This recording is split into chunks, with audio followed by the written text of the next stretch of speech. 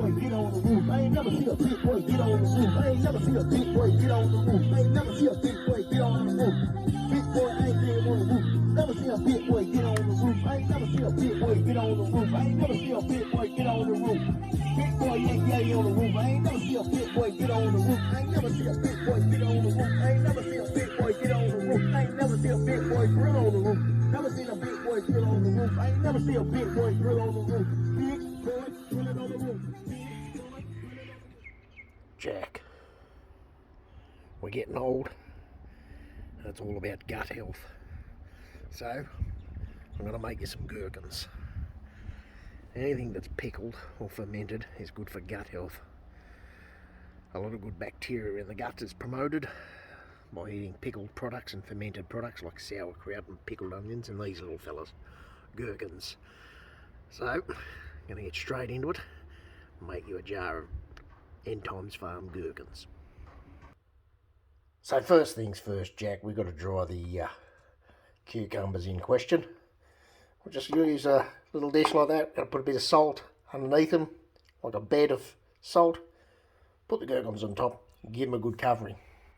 Alright, Jack, now we've got the blighters salted, we're just going to leave them there for about 24 hours. Now, some people prick them, but even though they're cucumbers, they've got a skin, they do lose moisture.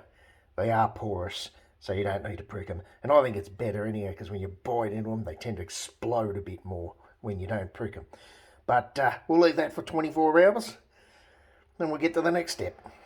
Alright, Jack, well, the gherkins have been sitting there in the salt for 24 hours, and what you're going to notice is that, yeah, you can see, that is not like a normal cucumber. It's actually very pliable. All the moisture's sucked out of them. So what we're going to do is just give them a quick rinse off, and not soak them or anything like that, but just rinse that salt off.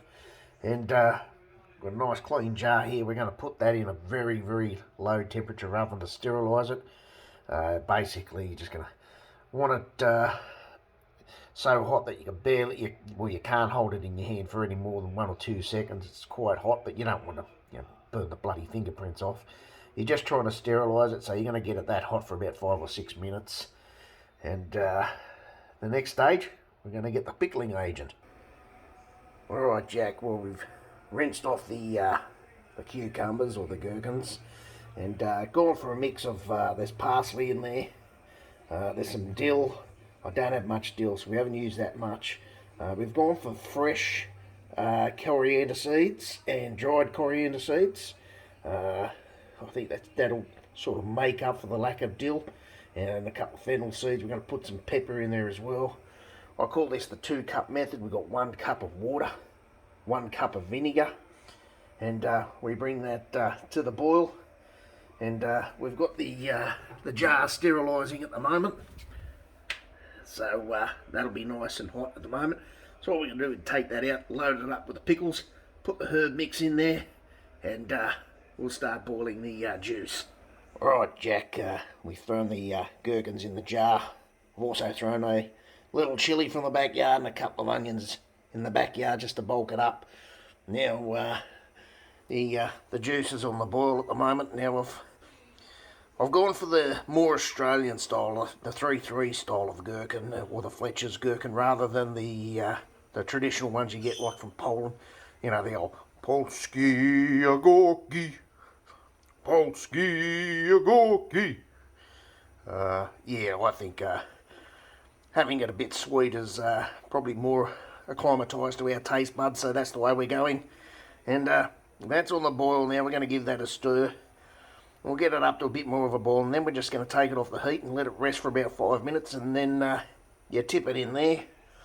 You just want to take a lot of the heat out of it, but not too much, because you don't want to start cooking things inside when it's boiling hot water, but you still want it hot enough so when the water cools down, you get a nice tight little vacuum seal there, and you get the little pop as you open the lid when you open your gherkins for the first time. But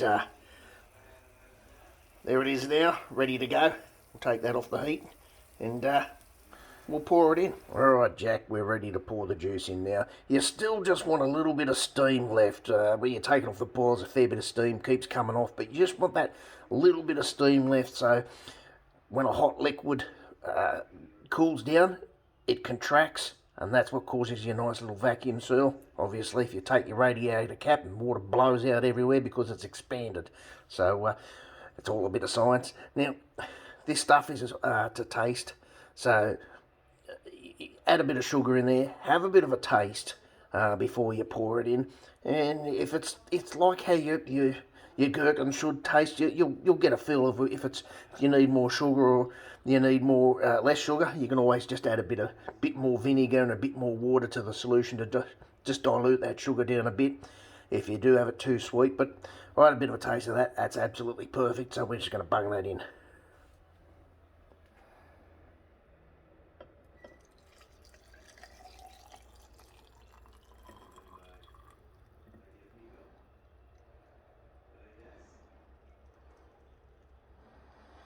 There we go, all the way to the top.